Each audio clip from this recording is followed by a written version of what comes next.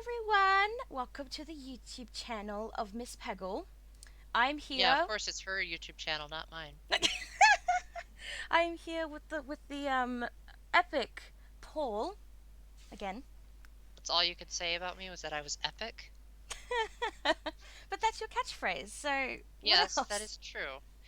I am quite the Potter nerd, in case you guys haven't noticed. I brought this and my t-shirt. This necklace is the sign of the Deathly Hallows, and I have more in this bag that I won't bore you with, but I wanted to make sure that everyone knew that she was getting the right man for the job. Yes, for those who are wondering all the Harry Potter stuff, we are doing a Harry Potter quiz. Basically, the title is going to be "How well does Paul know Harry Potter?" Well, I don't want to be an arrogant jerk and claim that I know literally everything because I'm sure there are some details I forgot or there's like some tiny details in the background of the movie that you have to like pause and zoom in on. But I do think most people say that I'm a walking encyclopedia of Potter, so I should be able to get most of the questions at least. Yes, I thought I finished Harry Potter quite recently, and on my recent Easter holiday, I thought of what if I quiz Paul into thinking how well he knows stuff. So I've split a bunch of questions into from easy to hard, and then after the hard questions, got three extra bonus questions that see how that turns out. Interesting. Most of them are going to be from the movie. I've had a look through. I've reviewed them. I think at least one or two, maybe three, hence the books. But yeah, most of them are movie themed. So That should be even easier then. yes, please keep in mind if you have not seen Harry Potter, we will spoil the heck out of you. So Yeah, yes, you've been warned. If you want to go in blind, this is not the place to do it. Then again, if you're looking at this t-shirt, that's already a massive spoiler, so it's just a triangle. yeah, but this triangle is like the whole plot of the seventh book and parts of the earlier books too.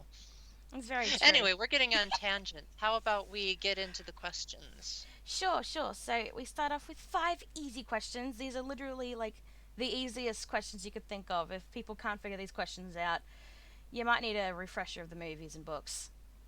Yeah. Yeah. So, first one is, when is Harry's birthday? June 31st, 1990. No, 1989. Did you say June? No, July 31st, 1989. Yes, yes. It is July 31st. Good job. I think I accidentally said June, but I knew it was July because there's a line in Prisoner of Azkaban where Trelawney says, "I believe you were born in midwinter," and Harry says, "No, I was born in July." And that's like a very iconic line. Oh, that's funny. Cool. Okay, so second question is, what animal can Harry speak to? He can speak to snakes. Although if you want to be specific, he can also speak to acromantulas, which are the type of spiders that you see in Chamber of Secrets. I don't know if house elves are considered animals, but basically, if there's a wizard and creature that can speak, it's not just Harry who can speak to them. It's just that he happens to be a Parselmouth, so therefore that's how he's able to speak to snakes. Yep, correct. Yes, the main one he can speak to is a snake, which we found out in Chamber of Secrets, which made him the sussest character out there. That was funny. Okay, so question three: where did Harry and Ron meet? Harry and Ron met at King's Cross when Harry was having trouble getting onto platform 9 3/4, and he overheard the Weasleys talking about the place always being packed with muggles. So Mrs. Weasley was like, "Oh, don't be nervous, dear. It's Ron's first time at Hogwarts as well." That was such a cute moment. One day we'll go to platform 9 3/4 and pretend we're jumping through it. I actually don't know how platforms at train stations work because I haven't been on a train since I was a child, and I have no memory of what the train station looked like. But I did hear that the scenes at King's Cross were filmed at the real King's Cross. So that's pretty cool. Yeah. Okay. Number 4. What are the names of Ron's parents? Molly and Arthur Weasley. Yay! I'm And glad. Molly is the woman, just in case you really wanted to get hardcore. Is Molly a boy or a girl? Although Molly's maiden name was Pruitt, and she had a brother named Fabian. I didn't know that. That's actually that's interesting. Yeah, I know. It's book trivia for you. Oh, that's funny. All right. Final question. The easies. Who brought Harry to the Dursleys? That was Dumbledore, although if you want to be specific, it was Hagrid that retrieved Harry from the house after Voldemort's curse backfired. So Hagrid brought Harry to Dumbledore using Sirius Black's motorbike, by the way.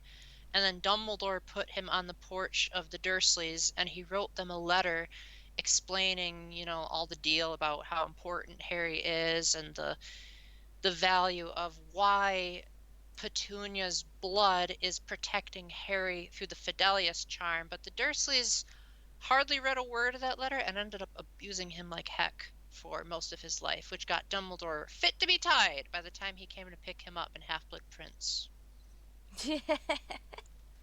Boy, did he let them have it in the 6th book. Yeah. Right. Well, good job. They were easy as heck because I pulled out just the easiest questions you could think of. Yes, so medium questions. So they're a little bit harder, but it's more like bit of the common knowledge of it if you've seen the stuff a few times. So the first one is, which spell is also known as the thief's friend? I don't think that's a term they used in the book. Um, that's kind of a vague question because there's a lot of things that could be a thief's friend. There's Alohomora, which is the spell used to open doors. You got it. Then there's That's the answer. oh, The unlocking charm. That's literally what it is. I mean, I was also going to say there's Accio, which is the summoning charm. Wait, it was the unlocking charm. All right, well there you go. You got And if you want even extra trivia, Hermione learned it from the Standard Book of Spells, Grade 1 by Miranda Goshawk. Ah, that's cool. Sweet. Also, in these later questions, I might butcher some words, so just because I'm terrible I'll speaking, figure it you out. should be able to figure it out. Okay, Mm-hmm. so the second one is, what is the name of the anti-social ghost of the Slytherin house, and is the only one who could control Peeves? Oh, that's the Bloody Baron. Yeah. And the reason why he's covered in blood is because well, not in the 7th book, but like in the past, Helena Ravenclaw stole her mother's diadem because the diadem supposedly bestowed wisdom upon whoever was wearing it. The Bloody Baron tracked her down because he had a crush on her, and when she refused to go back with him, he stabbed her to death, and then he regretted it, and then he stabbed himself to death, and then chose not to move on and live the rest of eternity as a ghost covered in bloodstains as a way of showing eternal remorse. Yeah. Yeah. You totally knew all that, didn't you? Totally. Oh goodness. Well, yeah. Yes, it was Bloody Baron, which I also made sure I tested that question on Dragon to see if he'd get it right, and he did. So I was like, "Hey, medium question, good." Well, there weren't really a whole lot of other ghosts described as being Slytherin ghosts besides him. Yeah. Okay, so this one should be pretty easy to figure out if you remember this book very well. Who pretended to be Mad Eye Moody in the Goblet of Fire? Bartemius Crouch Jr. using Polyjuice Potion. Yes. What he did was he enchanted the dustbins outside of the real Moody's house. And no, that was after he was enchanted. Basically, Wormtail and Voldemort showed up at the house, knocked him out, locked him in a chest, and then the fake Moody enchanted the dustbins outside the house that Mr. Weasley would come running, and that's a whole involved story. Yes, yeah. That was great to see just Snape with Polyjuice, sir. It's like, well, we know who's been in your shelves now, Severus, and then Harry and Snape just look at each other. It's like, Snape, I'm not apologizing. You still suck, Harry. Well, because Harry did brew Polyjuice Potion in Chamber of Secrets, although I don't think it was ever I don't think Snape ever suspected it was them, but I think he might have put two and two together that some ingredients were missing from his store, and that's probably why he thought it was Harry, because he knew that Harry had a penchant for not following the rules. Yeah. Sweet. Well, yeah. Question 4 is what species did Hagrid's pet dragon, Norberta, belong to? The Nor I know it, but I'm having trouble saying it. The Norwegian Ridgeback. Yes. Specifically, Norbert was actually Norberta because Hagrid found out she was a girl during the time of Deathly Hallows. Apparently, there's no like external markings on dragons. It's just that girls are, quote, more vicious, and that's how you tell them apart.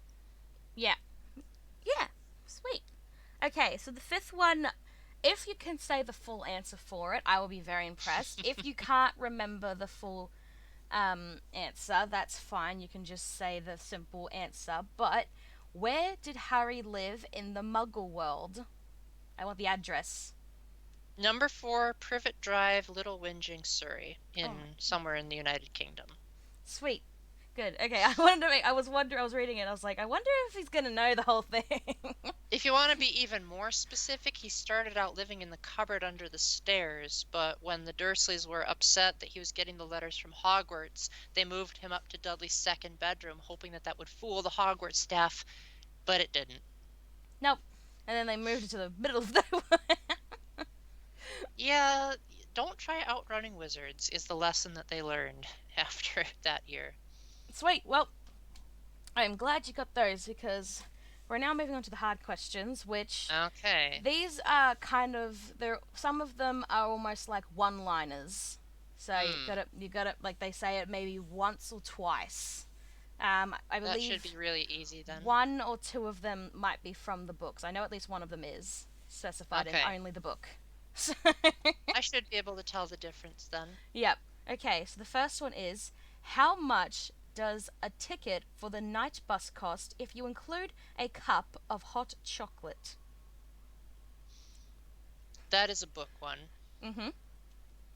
It's 2 extra sickles for a hot chocolate, and I think there's 3 for a toothbrush. But as for how much it costs altogether, I'd like to say 15, and it's like 2 extra for the hot chocolate and 3 extra for the hot water bottle. Oh, you're so close. It was 14. Oh, wow. So close. I was like, oh. Well, I do know that Cringy. it's 17 sickles equals a galleon, and I think it's 29 nuts equals a sickle, or it could be 27. I might be getting my mom's dyslexia there. Yeah. Sweet. Okay, so second one. This one's a bit more. I think this one's a bit more easy, but classified as a hard question. What potion did Harry make in Slughorn's class, where he received top marks for doing it correctly? He received top marks for a lot of potions that he made, but if you're referring to the very first class, it was the Draught of Living Death. Yep. Yep.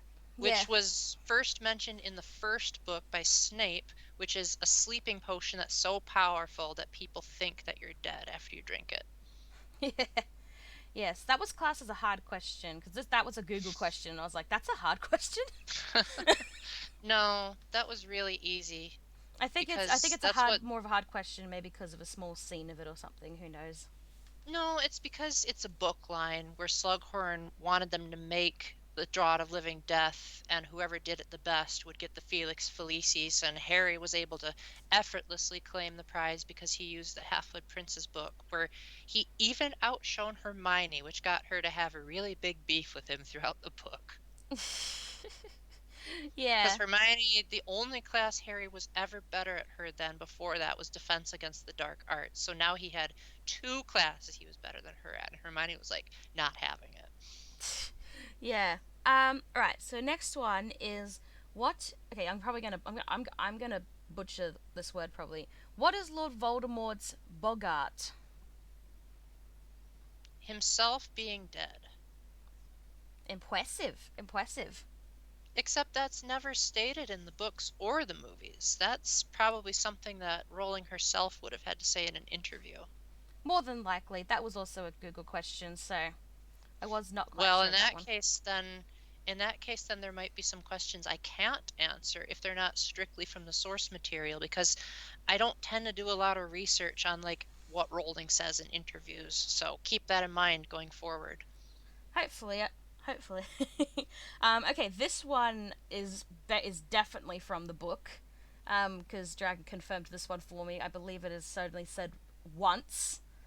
Um, so, which ice cream flavor did Harry eat at the zoo when he went out with the Dursleys? Oh, well, first off, they let Harry finish Dudley's Knickerbocker Glory. Of course, the English and British versions slightly differ. In the English version, it says because his Knickerbocker Glory didn't have enough ice cream on top, but in the English versions, it just says his Knickerbocker Glory wasn't big enough, because I guess Knickerbocker is like a slang term for underwear in America. Knickers, yes. But then when they went to the ice cream shop, the lady behind the counter was like, "What would you like, Harry dear?" And to save face, the Dursleys just bought him a cheap lemon pop, or Yep. whatever it's called in Britain. Yeah, lemon ice pop, as it's called. Very good. Apparently, there's a scene in the first book where Dumbledore is eating a sherbet lemon, but Mm-hmm. since Americans don't know what it was, they changed it to a lemon drop in the American version. Yeah, that's right. Yeah, I remember actually reading that scene just recently. I was just like, what is Did you read the Dumbledore? American version? I have no idea. I'll probably have to read back and have a look at what it was, but all he said was Because my that gosh, McGonagall some was of like, the "There's a sherbet, like lemon flavored or something. I think something like that." there were so many instances where they like over censored the book to the point where it sounded really American. Like at one point, Ron said, "I knew he was off his rocker," and it's like British people don't say that. They say he's mental or he's cracked. Yeah. Okay. This one I can't. I don't remember if it's from the movie. I believe it might be from the book. If not, it's probably an interview question. This is the fifth and final one, and then we've got to go to the Oh, we're bonus questions. Yeah, yeah, oh yeah, that's we're right. skimming through Okay, these. cool. Yeah. Sweet. Okay, so where did Harry, Ron, and Hermione go after Bill and I believe the name is Fleur's wedding? Fleur Delacour, yeah. Yep. Where did they go? Tottenham Court Road. Well, Correct. that's in the book, but in the movie they went to Shaftesbury Avenue. Yeah, yeah. I wanted the book answer. Good. Not only did they go to Tattenham Court Road, but they were upset that all the guys were jeering at Hermione from across the street, so they like got under the invisibility cloak in an alleyway to change their clothes so that they didn't look like they had just come from a wedding. And then they went into a cafe, but the book didn't specify the name of the cafe. It just said that it was a muggle one, and Ron really hated the cappuccino there. Yeah, yeah. Sweet. Okay. Well, so we go to the next. We go to the bonus questions now, which one is easy, two is medium-ish if you actually have a good decent memory. But it's pretty easy as well. The third one I actually think is one of the hardest ones because man, I couldn't even remember it myself. Well, So we shall see.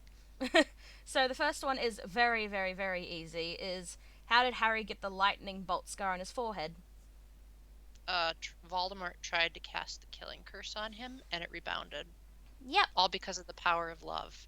As for why it's a lightning bolt, the book never openly specifies it, but it's hinted that it's based on the tarot card, the Lightning Struck Tower. Oh, that's pretty cool. I didn't know that. It's actually really cool. Like, well, because Trelawney mentioned that when she was like shuffling her deck, that one of the cards she drew was the Lightning Struck Tower, which was meant to be a foreshadowing of how Dumbledore was killed on the tallest tower of Hogwarts. Yes. Rest in peace, Dumbledore. uh, At least he died painlessly, because the Avada Kedavra is instant death. It doesn't have any suffering or pain whatsoever. yeah, very much so. Okay, so next one is what is the secret meeting place of Dumbledore's army? The Room of Requirement. Yes, which is a great scene in Order of Phoenix. I loved watching those moments. They were great. In the movie, it was Neville who discovered it, but in the book, it was a combination of Dobby and Dumbledore. Because in Goblet of Fire, Harry happened during the Yule Ball. They stopped for dinner before they danced, and Harry was sitting really close to where Dumbledore was sitting. And Dumbledore said that one day he was walking through Hogwarts and he really had to go to the bathroom. And then he found a door that led him to a room with like really beautiful toilets, but then he didn't know how to find it again after that. And then he like winked at Harry, and after Dobby said, "There's this room, sir, that meets whatever the requirements are," Harry's like, "Oh, yeah, I remember Dumbledore talking about that. It must have noticed that he really needed to go to the bathroom and turned into a bathroom for him." Yeah. Okay. So this is the last one. I'll be really surprised if you know this because I think it's quite difficult because we don't see this place often. We've probably it's probably come in only maybe 3 times, maybe 4 times even. Um, Okay. what is the code for the visitor's entrance at the ministry? I know that it's like if you turn the numbers a certain way, it spells out magic. So I believe if I'm doing my mental imagery right, it would be 3, 3, 8, 225? Oh, No, unless if it was the other way around, where it was 3, 1, 2, 2, 3. Yeah, I know it spells magic. That's all I that know. well, that's good because that was going to be like an extra secret bonus that didn't really count. But I'm glad you got that. But no, it's not that. It's actually 62442. 62442. Yeah, I'd have to think about that. Yeah, because I was like, That was definitely a book one. yep, definitely. 'Cause I was like, that's a really hard one. So you probably really got to look on that one. It's amazing that Harry remembered it because he just, when he and Mr. Weasley were going to Harry's trial, he heard Mr. Weasley dialing the numbers out loud, and he somehow remembered it through the whole term, and that's how he knew to get back into the ministry when they went to go infiltrate it to go save Sirius. Yeah, you're true. Well, I'm proud. You only got 2 wrong, so look at you go. This just proves that Paul is practically a walking encyclopedia. Practically. There are a few things I forgot. Like if you had asked me when Ollivanders was founded, I probably would have said 792 BC, I think, but I could be wrong. It might have been like 192 BC. Or if you had asked me like what the different floors of the Department of Mysteries were, I would have been like, I know level 1 is the atrium, but apart from that, I don't really know. So good thing you didn't pick the questions that were actually hard. You're welcome. I'm so lovely. um, okay, let's see. We're on 25 minutes of recording. So if I was, my brain was thinking, if we've flown through those questions so quickly, have a little Harry Potter chat, and you can totally show off your book and be like, "This is why I love Deathly Hollows so much, and why you should just hurry up and read this book." Well, what I really like about Deathly Hallows is that it's got a lot more variety than the other Harry Potter books. Like, there are scenes where there's a lot of exposition. There are scenes when the trio is like taking a breather during like the camping parts. There are scenes where there's a lot of action. There's of course the Battle of Hogwarts. There's like the Snape's memories in King's Cross. It does a great job of tying together just about every single loose end in the entire series. But at the same time, like after a certain point, the book does become actually pretty self-contained. I don't think most people would consider that the ideal way of reading it, but I think if you were to jump into Deathly Hallows by itself and you got up to the part where they were camping, I think if you were paying close enough attention to everything at that point, it would all kind of just click. And you'd be like, oh, Rowling does such a great job of recapping that I think I get it. Yes, yes. Which one out of all the books? You could say the movies as well. Well, actually, we'll say books first.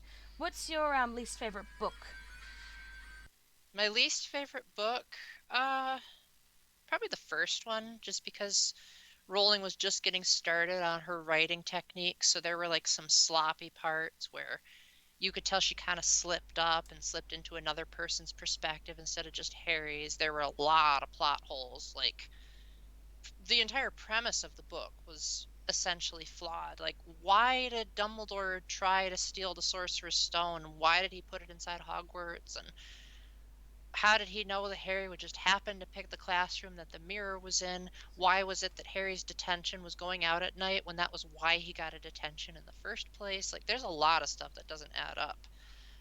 But I would say that with each book, Rowling just gets progressively funnier, less plot holes, more mature, to the point where, like, by Goblet of Fire onward, it was more or less a young adult novel, and it just got significantly more interesting because there were more characters, more elements to think about, the stakes were higher, and of course that was when, they started going through puberty, so of course you have all the cool teenage romance elements. Like, my gosh, once Harry and Ron start liking girls, Rowling nails it. It's amazing. As one who was once a teenage boy, I can attest that, well, I was pretty weird as a teenage boy because I thought I was asexual, but it's pretty darn similar based on what I've heard and a couple of things that I've been through myself. Yeah. So for movie wise, I know your favorite is Deathly Hollows. That's your favorite movie. Uh, Or would you think it might be different movie? so it depends on how you phrase the question, because I think Chamber of Secrets was the most faithful adaptation. Like, it was like about as good as you could get as far as like respecting the source material, but not so much that you kept in the plot holes. But it also kept in enough so that it resembled some semblance of the book. But then you have Order of the Phoenix, which I think has the best writing because it was done by a different screenwriter than the rest of them. So it had really beautiful lines that weren't in the book, but they added so much to it. Like, nearly every word Sirius spoke was not in the book, which was great because Sirius was quite the pessimist in the book. Yep. The line where Harry felt sorry for Voldemort, that also wasn't in the book. Harry's whole conversation with Luna, with the Thestrals. Hagrid was the one that taught him about Thestrals in the book, and it was kind of a rushed lesson because Umbridge was like spying on him and like trying to see if he was worthy to be a teacher, so he was like stumbling over his words, and Luna presented it much more elegantly. Of course, who doesn't like Luna? She's amazing, and they She cast her is. so perfectly. Yeah. My only regret with casting her, they didn't give her enough weird moments in the movies. Because my gosh, Luna is like the definition of like the total oddball geeky girl. Because like she would go into class wearing a giant stuffed lion. Well, they actually did have that in the book, or in the movie. But what they didn't show was that the lion roared when Luna tapped it with her wand. Yeah. Yeah. Or there were times, like when they first met her, she was reading a magazine upside down, and she had her wand stuck in her ears. She had a necklace made out of butterbeer corks, and she was just so unapologetically weird. But she also had a blunt side that you didn't really see in the movies. Like, there were times where she, like, if someone was being stupid, she would call them out. Like, there was one time where Hermione was crying because Ron made fun of her, and Luna was like, "That Ron guy says really mean things sometimes, doesn't he?" Yeah. Yeah. So what's your least favorite movie? Like that was pretty much just completely off. I believe you've said it's Goblet of Fire. It used to be Half-Blood Prince, but now it's Goblet of Fire. Like, at least Half-Blood Prince somewhat respected the source material. It had really cringy scenes and lines that had literally no equivalent in the book, like Harry flirting with a Muggle waitress. What the heck? Oh my gosh, that Um, was just ridiculous. uh, Dumbledore prying into Harry's social life. That was another weird one. Uh, but Goblet of Fire, it basically stripped the book down to its bare essentials, where like they said, okay, the premise is that Harry has to go through the Triwizard Tournament, but the whole reason the Triwizard Tournament was held so that Voldemort could be resurrected. But the book had so much more to it than that. It was like Well, for starters, it had the Quidditch World Cup, which was amazing. That movie just completely ruined. There was also the fact that there were a lot of characters, and pretty much all of them were viable suspects for who put Harry's name in the goblet. There was also the fact that like Harry was going through puberty, and so there were a lot of awkward girl troubles. I know they couldn't fit everything in, but there was quite a lot of panic about if Harry was so bad with girls that he wouldn't find anyone to dance with. And then pretty much all of the tasks were completely different than how they were in the books. And I get it, movies aren't supposed to be literally one-to-one, word-for-word adaptations, but they should at least respect the source material enough where it feels like it complements the book. That's why I like the Deathly Hallows movies. Is the stuff that they added feels like stuff that should have been in the book all along. Like, Harry reaching for his mother's hand. That was beautiful. That sounds like totally what Harry's character would do. Harry breaking the Elder Wand seems like another very Harry-ish thing to do because Harry doesn't like a lot of power. He doesn't like a lot of attention. So he would have just said, to heck with this. But Goblet of Fire, it didn't. I guess it must have thought that all the murder mystery elements and all the elements that happened behind the scenes and Barty Crouch's whole story wasn't important enough to the audience. They just wanted the action and they didn't want any of the substance. Yeah. So Although I what's will say that the Yule Ball and Voldemort, like basically everything with Voldemort was done pretty much perfectly. So at least they got two parts in the movie, right? yeah. So this might be really difficult for you, but it might not be. Do you have a favorite scene from the Harry Potter series? I might have to say when it's kind of a toss-up. In the movies, it's a toss-up between when Sirius said there's no such thing as good people and Death Eaters, we're all a mixture, but it's what we act on that matters. And there's also a scene, again with Sirius, where he says, or no, not with Sirius, when Harry's being possessed by Voldemort and he says, you're the weak one because you don't have love or friends. But in the books, my absolute favorite scene is the Prince's Tale, which is what Rowling calls the Snape's memories scene. It's just Mm-hmm. so cool getting a look at all of what he was up to behind the scenes and his motivations. And also the fact that Rowling didn't try to glorify Snape as this like tragic hero. She gave just enough sides of like both parts of Snape's personality. Yeah. So my next one was like, who's your favorite character? You could go male and then a female if you want. Okay, I really like Luna a lot. Like, I really admire her geeky, like, don't be like anyone else attitude, which is kind of similar to mine, except I don't think I'm as gullible and openly, outwardly weird like she is. But I am the type that I never fit in anywhere I go. I'm always like the unique one in every circumstance. Even when I was at school, I didn't fit in with any of the kids there. So I can relate to that. I used to really like Snape, but now not so much. I think I like movie Snape a heck of a lot better than book Snape because movie Snape was just like movie Snape was kind of mean and aloof, but he wasn't downright abusive like he was in the books. Like he literally tried to poison Neville's toad and then took points off of Gryffindor because Hermione tried to help Neville save his toad.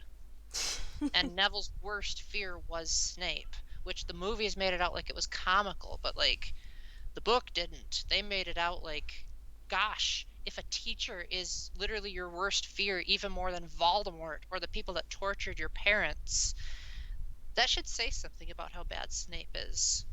And then there's also the fact that Magic is Michaela, a YouTuber. She made a whole short about, well, she makes a lot of shorts about Harry Potter, and a lot of them are like comparing characters between the books and the movies in a very American satire way.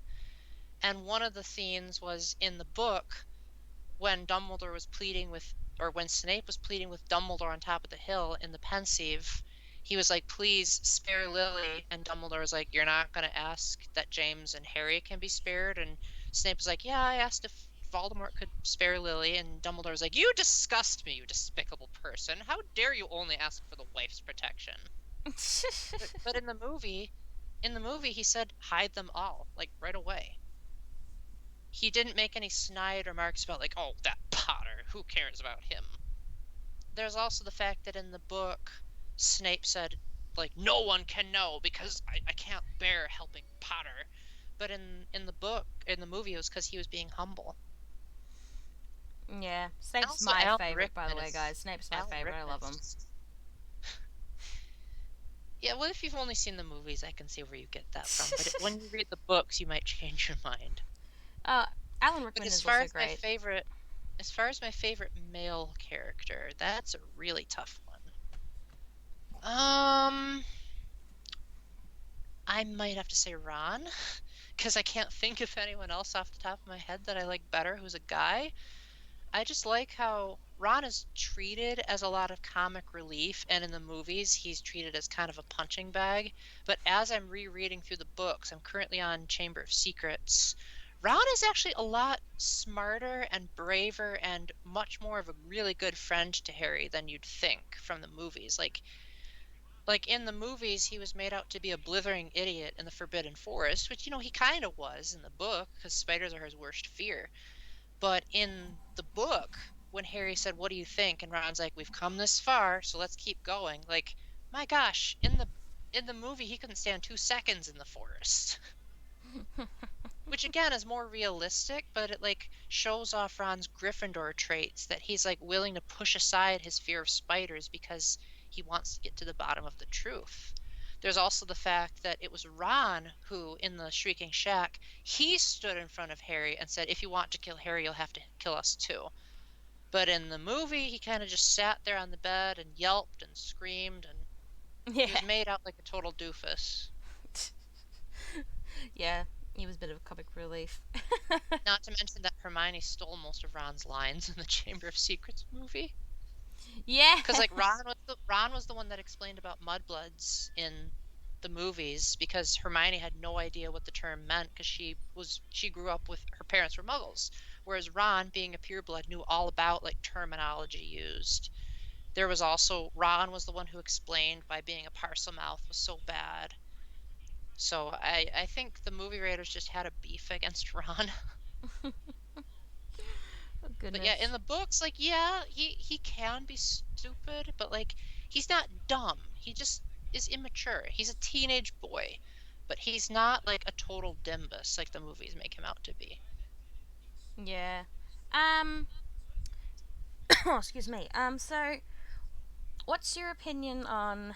This is gonna be fun because I know last time I asked you this, you just refused to practically answer. But what's your opinion on them possibly making a spin-off of the Cursed Child? I Because think it's a terrible idea. I know you read the book of it, Well, if you or the could call it a screenplay, book, you could call it screenplay. it it felt like fan fiction, honestly. It did not have Rowling's signature style of writing that makes her characters and her world so beloved. Like the characters said and did things that did not feel Rowling-ish at all, and that's because Rowling didn't write it. So, of course, you'd get Ron acting like how Fred and George would act when that was not in Ron's character. Sure, he cracked one-liners every now and then, but it wasn't because he was trying to get laughs. It was because that's just his personality, was that he could come up with quips, but he wasn't the type that would cause ruckus for the heck of it like Fred and George did. He wasn't trying to open a joke shop. He was just trying to live life and have fun. Whereas the cursed child made it out like he was constantly trying to get people to laugh and all that, and it didn't feel like Ron. Harry, I guess Harry was okay. There just wasn't enough of him. The scene where Harry shouted out, "Sometimes I wish you weren't my son," that doesn't seem like a thing Harry would say. Doesn't. And the twist, I'm not even going to say the twist out loud, but that is just so disgusting. And I feel like J.K. Rowling never intended that. She might have given hints about it, but I don't think she intended it to be taken to that literal extreme. And the whole thing about the time turners was just ridiculous because it was established in Prisoner of Azkaban that the rule of time travel is that the time travel from a linear timeline perspective always happened. It's just that the people using the time turner made it happen in the future so that it could happen in the past. So in other words, it wasn't that Harry and Hermione changed the past. It was more so if they made it happen. So when Harry was like fighting off the Dementors and he saw himself across the lake, he really was seeing himself. That was a version of Harry, but it was a version of Harry in the future. So in order to make that happen, the Harry in the future had to basically like show the Harry in the past. But in the Cursed Child book, they made it out like time turners can create totally alternate timelines where like things happened and Voldemort Day became a thing. It's like, nope, that's not how Rowling intended it. She intended time turners to be like it always happened. You don't erase things from being. Yeah. Yeah. So that meant that Buckbeak never did die. He always escaped. The camera angles and the sound effects made it seem like Buckbeak had died, but it was just because the trio was so devastated they couldn't bother to look. But it was always that the person missed and swung his axe at something else. In the movie, it was a pumpkin. In the book, it was a fence. Yeah. Okay, I think my last question to you would be let's say a couple years down the track, J.K. Rowling comes out of nowhere and says, "You know what? I'm gonna make one more Harry Potter book." Would you like that? And what do you think she could like make? Like, what do you think she could write about? After what she did with Cursed Child and the Casual Vacancy, I do not want to see anything else that Rowling writes. Like, I think she's lost her touch since after Deathly Hallows. She intended Deathly Hallows to be the last book since before the books were even out.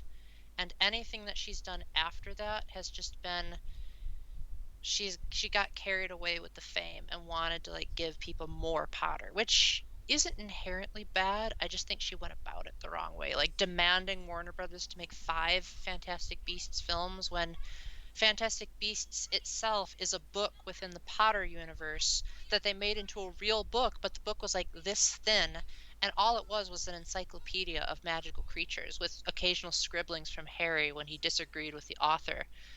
But it wasn't like this big giant prologue to Potter. It was just meant to be an encyclopedia, and they somehow managed to stretch a book this thin into 5 movies, but they only got done with 3 before they basically canceled the series. Yeah, I agree. And I don't Rowling think she could do another. Rowling is terrible at screenwriting. She's a terrific author. No matter what her personal views are, you cannot deny she's a quality author. But I think her time as a quality author ended with Deathly Hallows. Because I did read the book that she wrote after Harry Potter, The Casual Vacancy. I think I got like 200 pages out of 800 and gave up because she kept switching perspectives, which was really annoying because she's really good at focusing on Harry's perspective in the books. She would go overboard in describing details about people. Like she'd say, like, this character had saggy breasts. This character went and masturbated. It's like, do we really need to know that? What? That's very unnecessary details. It's a bit And too much. it didn't have anything to do with the plot. And for that matter, I don't even know what the plot was. Like some politician died, and these really awful people were complaining about it, and that's as far as I got. For I'm like, I'm done with this. Like, Bye. Rowling, you're trying too hard to tap into the adult market. Yeah, yeah. I know. You know, with what's happened with her and what's happened with society nowadays, can't deny that she's made an incredible series with Harry Potter and should be grateful for such an amazing series that she's done.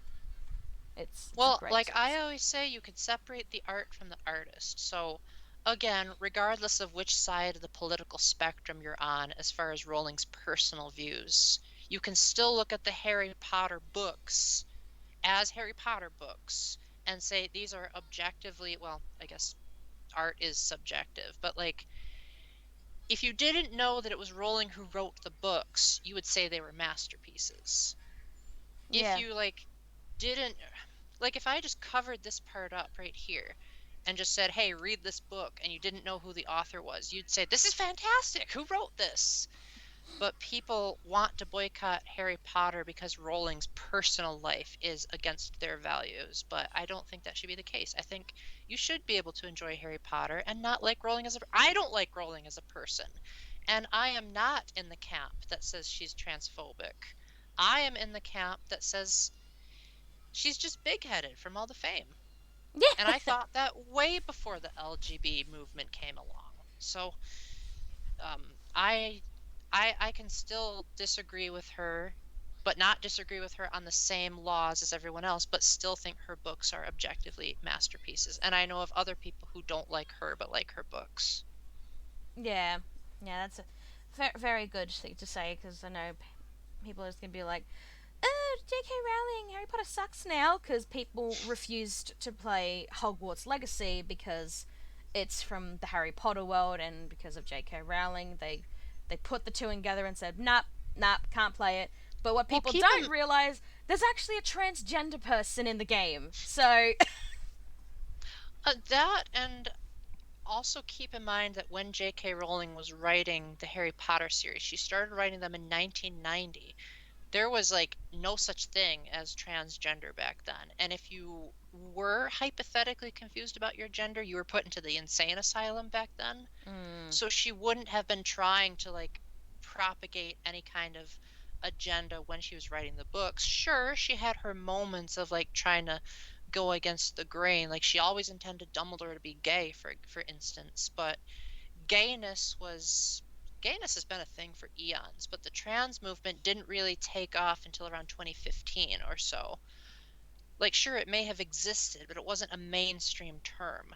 So you can't say that she was spreading transphobia in the books because it didn't exist when she was writing them. yeah. Yeah, it's just a shame that not many people want to play Hogwarts Legacy because it's in the Harry Potter universe and because of J.K. Rowling. It's an amazing game.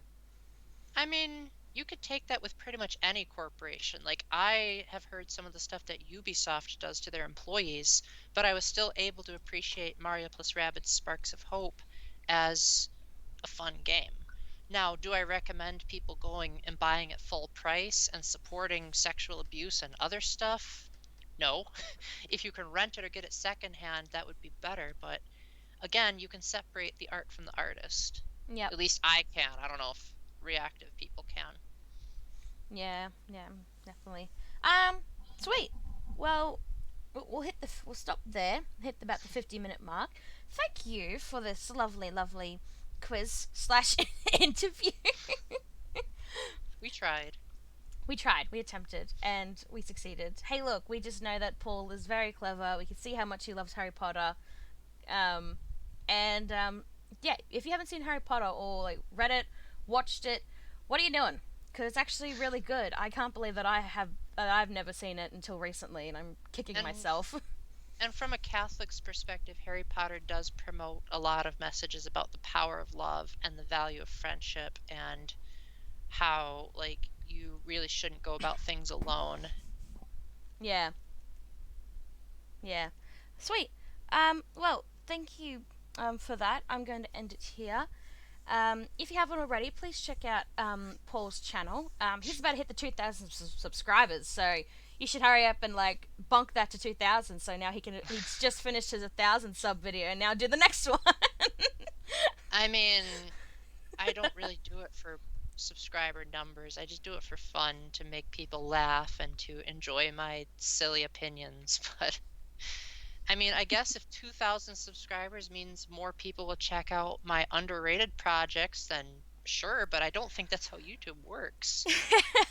People tend to, when they view a channel that they like, they tend to view like their newest stuff and like ignore the old because they say, oh, that was before the person was in their prime. But there are some videos that like some creators are just so good at making that they stand the test of time. Then there are others that don't. My videos, I have a lot of cringe-worthy stuff, but I also think my ability to speak and present my ideas has always been consistent. So even if the video quality is terrible, which Peggle herself made fun of in one of my most recent videos, even if the microphone is terrible, I think you'll at least like what I have to say. Yeah, definitely. Sweet. Well, yeah. Thanks for watching, guys, and we'll see you in the next one. See yous! All right. Have a good one.